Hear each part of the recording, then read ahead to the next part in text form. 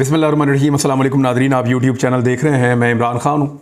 बिल्ली जो थैले से आहिस्ता आहिस्ता बाहर झांक रही थी वो अब थैले से बाहर आ रही है और सारा जो तमाशा लगाया गया है वो खुलकर सामने आना शुरू हो गया है।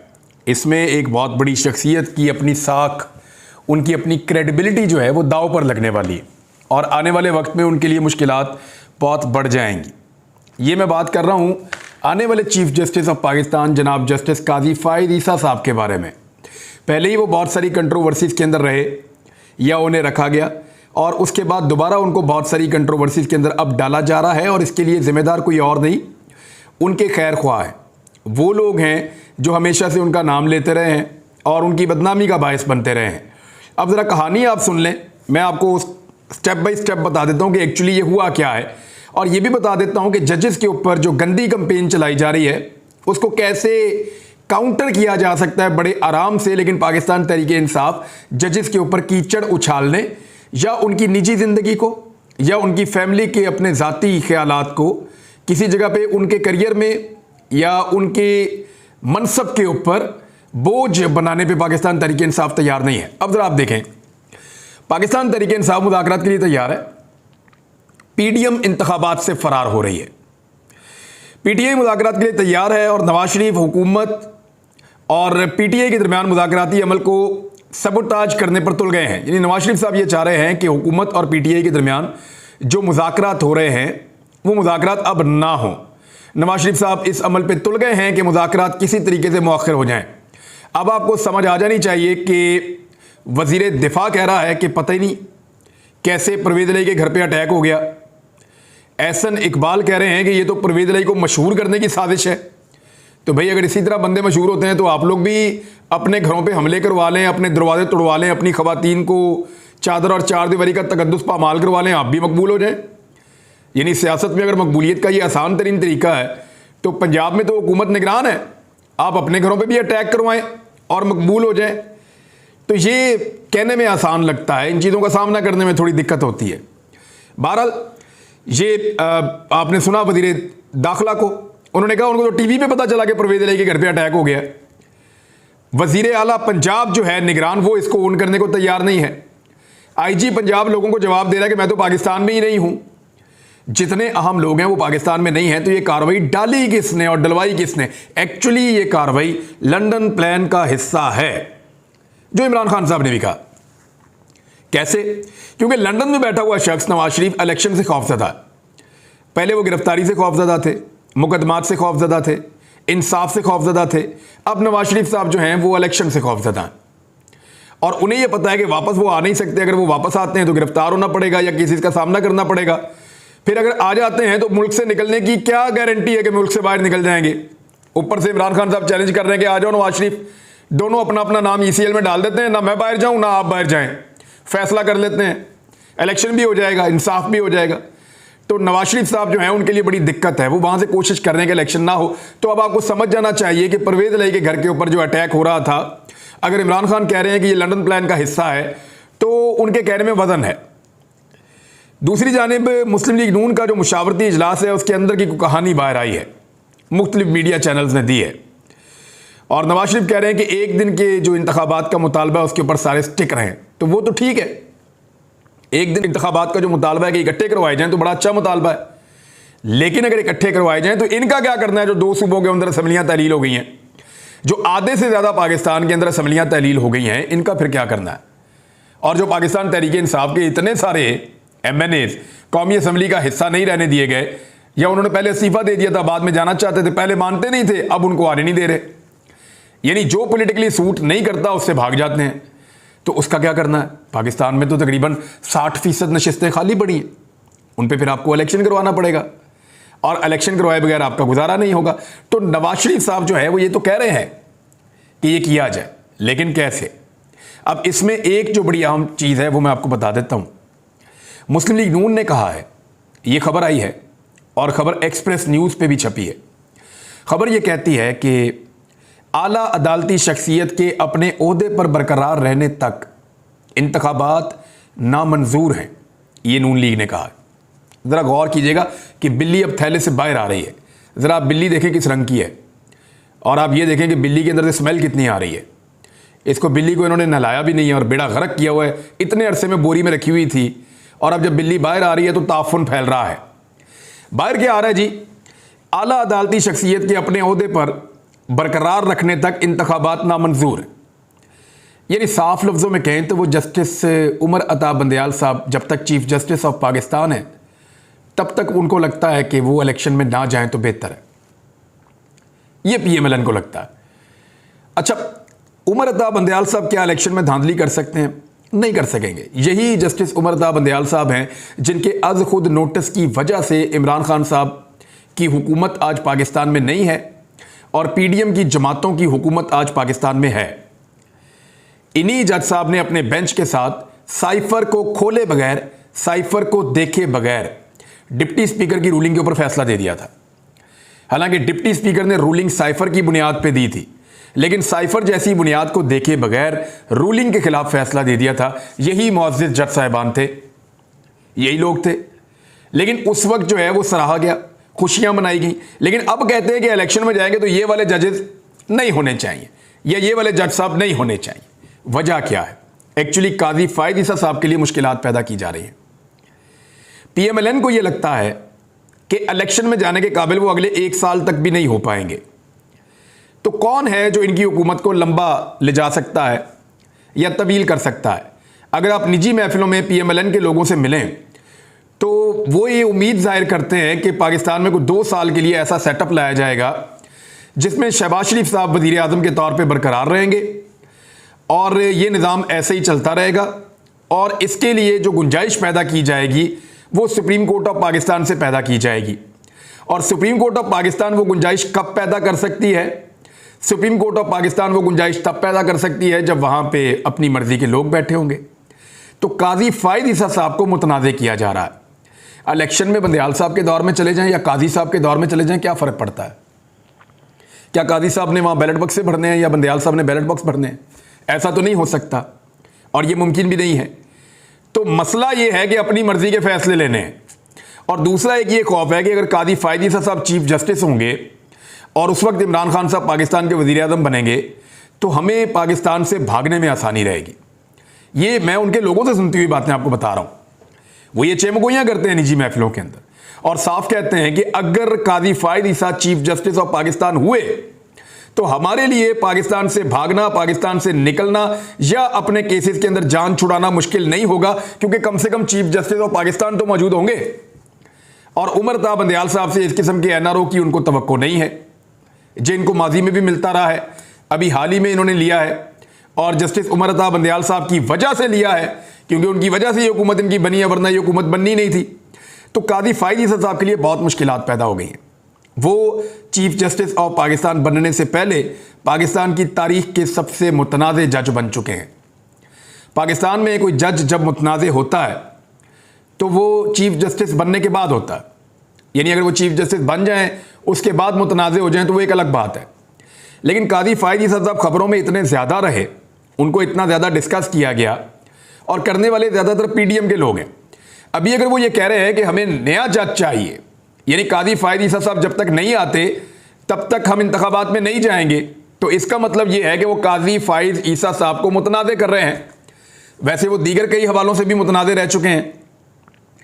बहरहाल शहबाज शरीफ साहब ने वहाँ पे कोई ब्रीफिंग वगैरह दी थी और मुज़ाकरात के बारे में बताया था। मुल्क में एक ही दिन इलेक्शन करवाए जाएँ, ये भी बात तय हुई है। लेकिन ये जो बात है ये सबसे इंपॉर्टेंट है, जिसको मैं कह रहा हूँ कि बिल्ली थैले से बाहर आ गई है, वो ये है कि जब तक हमारी मर्ज़ी के जजेस नहीं होंगे तब तक हम इंतखाबात में नहीं जाएंगे। एक्चुअली इंतखाबात के बाद इनको बहुत बड़ा खौफ है कि इमरान खान साहब रूल ऑफ लॉ पाकिस्तान में इम्प्लीमेंट करवाएंगे। इन्हें खौफ इस बात का है कि अगर इमरान खान की हुकूमत आ जाती है, गो कि वो वज़ीर आज़म बन पाएँ या उनका रास्ता रोक दिया जाए, लेकिन अगर PTI की हुकूमत आ जाती है तो फिर बहुत सारे सवालात के जवाब देने पड़ेंगे। रूल ऑफ लॉ होगा, इसीलिए शहीद अरशद शरीफ वाला केस भी जो है वो कुछ ताकतवर लोग चाहते हैं फटाफट ख़त्म हो जाए इसी रिजीम के दौरान या निगरान हुकूमत के दौरान, ताकि उनकी भी जान बच जाए। लेकिन जान किसी की भी बचनी नहीं है, यहाँ इंसान की जान गई है और बहुत कीमती इंसान की जान गई है। अरशद शरीफ के कातलों के तो हम पीछे आएंगे इंशाल्लाह, और पूरा पाकिस्तान पीछे आएगा। मेरी क्या औकात है, पूरा पाकिस्तान इस केस को लड़ेगा इंशाल्लाह। और दूसरी जानिब जहाँ तक बात है पीडीएम की जमातों की, तो वो जजेस को मजीद मुतनाज़ कर रहे हैं। अब पाकिस्तान तहरीक इंसाफ के कुछ लोग हैं, उन्होंने कुछ डाटा शेयर किया है और ये सोशल मीडिया के ऊपर शेयर हुआ है। इस डाटा को देखने के बाद बहुत सारे सवालात फिर ज़हन में आ रहे हैं और बड़े सादा सादा सवालात हैं। मिसाल के तौर पे यहाँ सिर्फ वो जजेस नहीं हैं जिनको मुतनाज़ किया जा रहा है पीएमएलएन की जानिब से, कुछ चीज़ें और भी हैं। यानी इफ्तिखार चौधरी साहब ने नून लीग की पंजाब हुकूमत बहाल की थी, हाई कोर्ट में इन्होंने नून लीग के जो जजेस हैं वो लगाए थे, ये भी इनके ऊपर इल्ज़ामात हैं। नून लीग को 2013 का इलेक्शन जितवाया था, उनके ऊपर ये भी इल्ज़ामात हैं क्योंकि उन्होंने आरओज़ दिए थे मर्जी के। नवाज शरीफ की पटिशन पर कादी फ़ायद ईसा साहब जो हैं वो मेमो गेट स्कैंडल के जो कमीशन बना उसके भी सरबराह रहे हैं और उसका फ़ायदा नवाज शरीफ साहब को हुआ था। और इसके बदले में नून लीग ने इफ्तिखार चौधरी के बेटे को बलूचिस्तान बोर्ड ऑफ इन्वेस्टमेंट का वाइस चेयरमैन बना दिया था। बलूचिस्तान बोर्ड ऑफ इन्वेस्टमेंट का, यानी जितनी वहाँ पे कानें हैं, रेकोडिक है, बाकी चीज़ें हैं, वो उनके कंट्रोल में जा रही थी, इफ्तिखार चौधरी के बेटे के, अरसलान इफ्तिखार के। तो ये सारी चीज़ें फिर नवाज शरीफ साहब ने नवाजा भी है। और दूसरी जानिब ये कहा जाता है नहीं जी साकिब निसार साहब जो है उनका बेटा गलत कर रहा है। देखिए साकिब निसार साहब का बेटा जो कर रहा है, अव्वल तो वो कह रहे हैं कि ये ऑडियो जो है वो मिक्स करके बनाई गई है और मैं लानत भेजता हूँ, इस किस्म की बातें उन्होंने की हैं। लेकिन अगर ये ऑडियो ठीक भी है तो जो लोग इमरान खान को जानते हैं उनको ये पता है कि वो टिकट विकेट नहीं भेजता। इमरान खान का मसला पैसा और करप्शन नहीं है, ये उनके बदतरीन मुखालिफिन भी जानते हैं। उन्हें इस बात का आइडिया है कि वो 1 घंटे की टेलीफोन करे ना या लोगों से अपील करे तो अरबों रुपया जमा हो जाता है। तो ऐसे शख्स को 1-1 करोड़ में को टिकट बेचना, आपके ख्याल में ये नवाज शरीफ को भी आप कहेंगे ना कि इमरान खान ने टिकट बेचा है तो नवाज शरीफ को भी यकीन नहीं आएगा, वो भी कहेगा कि टाइम जाया ना करो, उठो यार। नवाज शरीफ को अगर आप कहेंगे कि हमजा शहबाज ने, मरियम नवाज ने, शहबाज शरीफ ने या नवाज शरीफ के अपने बेटे ने टिकट बेचा है ना, तो नवाज शरीफ आपको मीटिंग में बिठा के आपके साथ बात कर देंगे। लेकिन आप नवाज शरीफ को कहेंगे ना कि इमरान खान ने टिकट बेचा है तो नवाज शरीफ कहेगा टाइम ना जाया करो यार, क्योंकि अंदर से ये सारे जानते हैं कि इमरान खान का ये मसला नहीं है पैसे का और करप्शन का, ये इन सबको आइडिया है और इसीलिए इनका बयानिया बिकता नहीं है। अच्छा, बयानिया बिकता क्यों नहीं है? उसकी बड़ी वजह यह है कि बयानिया बनाते ही बड़ी बेदिली से है। जो बयानिया बना रहा होता है उसको खुद भी पता होता है कि मैं बकवास कर रहा हूं, कहां उसने टिकट बेचना अपना। कौन है ऐसा लीडर जो अपना टिकट यूं करके बेचेगा? और इमरान खान, यानी इमरान खान के पास वो वजीर आजम रहा और आपको तोशा खाना की एक घड़ी के अलावा कुछ भी नहीं मिला इतने सालों में, तो इसका मतलब है उससे बेहतर वजीर आजम तो पाकिस्तान की तारीख में नहीं आया जब आपको कोई करप्शन मिली नहीं।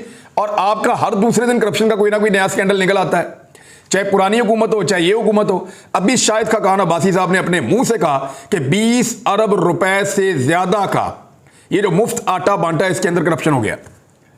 सिंध के अंदर तो तबाही फेरी है इन्होंने। जानवर वो गंदम नहीं खाते जिस गंदम से इन्होंने आटा बना के लोगों को दिया है, काले रंग का आटा, और ऐसा आटा जिसके ढल्ले बने हुए थे। इस किस्म की चीजें इन्होंने लोगों को आटा बांटा है और उसमें करप्शन नहीं हुई, तो फिर क्या हुआ? और अब शाहिद खाकान अब्बासी को जवाब कौन दे रहा है? क्या पिद्दी और क्या पिद्दी का शोरबा। वो साबिक वजीर आजम है, यहाँ पे एक निगरान वजीर इतलात है हामिद मीर का भाई, वो जवाब दे रहा है शाहिद खाकान अब्बासी को। अंदाजा कीजिए, आपकी बड़ी शफाफियत है, एक एक पाई का हिसाब दे सकते हैं। हद हो गई है यार। सिर्फ इस आदमी का आप करैक्टर देख लें और इस आदमी की इनपुट आप सियासत के अंदर देख लें तो आपको पता चल जाएगा कि उबलता हुआ गटर है इसकी सहाफत के अंदर और कुछ भी नहीं है। एग्जैक्टली यही है। मैं ऐसे अल्फाज इस्तेमाल नहीं करता, लेकिन ये आदमी के बारे में कोई भी सहाफ़ी, बल्कि इसके जो ये काम करता है सहाफत के अंदर या इसका इदारा, वो इसके भाई हामिद मीर को कहें कि बैठ के किसी एक प्रेस कॉन्फ्रेंस में उनको पढ़ दे, या चले 8 बजे हामिद मीर का प्रोग्राम है ना, उससे कहें कि वो अपने भाई के, जो वो उसके भाई ने एक चैनल बनाया हुआ है, वो अपने चैनल के अंदर जो लिखता है ना, हामिद मीर बैठ के उनको पढ़ के सुना दे। वो जो चैनल के अंदर लिखता है हामिद मीर बैठ के पढ़ के सुना दे अपनी टीवी के ऊपर, तो मैं मान जाऊंगा कि कोई इखलाकियात है। बाकी ये हालात हैं इनके। और वो जवाब दे रहा शाहिद खाकान अब्बासी को कि नहीं जी कोई करप्शन नहीं हुई। शाहिद खाकान अब्बासी साबिक वज़ीर आज़म है और उनको चैलेंज किया गया कि जनाब आप सबूत पेश करें कि करप्शन हुई है। बहरहाल बिल्ली थैले से बाहर आ गई है। कुछ और चीज़ें हैं वो भी मैं आपके साथ शेयर कर देता हूं और ये चीज़ें ज़रा आप गौर से सुनिएगा। जस्टिस सरदार तारक मसूद साहब का दामाद, अगर आप उन्हें देखें तो वो एंटी इमरान खान हैं और उनकी बहुत सारी चीज़ें जो हैं वो इमरान खान के अगेंस्ट हैं, चाहे वो टेरियान वाला केस हो या कोई दीगर चीज़ें हो, उसके अंदर वो इन्वॉल्व रहते हैं और इसके अंदर वो अपनी खिदमात भी सरंजाम देते हैं। दूसरा जस्टिस जमाल मंदोखेल साहब का बेटा, इनको अगर आप देखें तो ये कंटिन्यूसली जो है वो तनकीद करते हैं इमरान खान साहब के ऊपर। जस्टिस कादी फ़ायद ईसा साहब की जो एहलिया हैं, उनको अगर आप देखें तो ये डॉन की खबर है, ये कह रही है कि justice Isa wife seeks PM Imran removal, यानी ये डॉन के ऊपर खबर छपी हुई है 1 दिसंबर 2020 की। वो इमरान खान को उनके ओहदे से हटाना चाहती, कादी फ़ायद ईसा साहब की एहलिया। तो ये भी आप देख लेकर रिश्तेदारों पे जाना है तो फिर ये सारी चीज़ें हो सकती हैं। पीर साबिर शाह साहब जो हैं, ये अंकल हैं अतर बनल्ला साहब के, रियल अंकल हैं मुबैना तौर पे, और ये इमरान खान ने इक़्तिदार के लिए इस्लामाबाद में धरना दिया और मुल्क को अंधेरों में धकेलने की कोशिश की। ये सबको पता है कि PMLN के हैं। इफ्तिखार चौधरी साहब के बेटे ने 2014 में इमरान खान साहब की नाअहली की पटिशन की। फ़ायदा किसको होता है? नवाज शरीफ साहब को। इफ्तिखार चौधरी ग्रुप के दीगर जजों के जो काम है वो देख लें आप। इफ्तिखार चौधरी साहब के सबसे करीबी साथी जस्टिस खलीलुर रहमान रमदे थे। रमदे साहब के जो भाई हैं 2018 तक नून लीग के MNA रहे। उनका जो बेटा है मुस्तफा रमदे 2018 तक पंजाब का एडवोकेट जनरल रहा। सुप्रीम कोर्ट के हाजिर सर्विस जज सरदार तारिक के जो भाई हैं अरसलान इफ्तिखार के वकील हैं।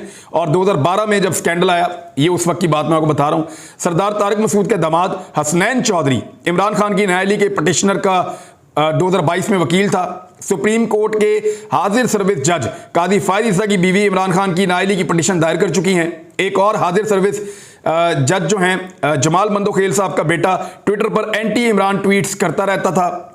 और जस्टिस अतर बनल्ला साहब जो हैं, इन्होंने रात को 12 बजे अदालतें खोली थी, उस वक्त के आर्मी चीफ के हवाले से कहीं उनकी बरतरफी ना हो जाए इस डर से। तो इसमें उनके जो अंकल हैं, ये उनके मामू हैं, वो हैं जी सेनेटर साबिर शाह साहब नून लीग के। तो अब आप गौर करें ना कि ये भी तो सारे ताल्लुक और रिश्तेदारियां हैं ना। अगर इनको निकाल के सामने रख दिया जाए तो वो तो पीनट भी नहीं है जो इमरान खान के साथ मामला जोड़ा जा रहा है। तो इन चीज़ों से गुरेज करना अदलिया के फ़ायदे में है। इस गंद को जितना उछालेंगे ये आग सबके घर तक जाएगी। कादी फ़ायद ईसा साहब को बदतरीन तरीके से उनको ओहदा लेने से पहले मुतनाज़े कर रहे हैं PMLN वाले, और उनको इस बात को समझना चाहिए। अब तक के लिए इतने, अपना ख्याल रखिएगा, अपने चैनल का भी। अल्लाह हाफ़िज़।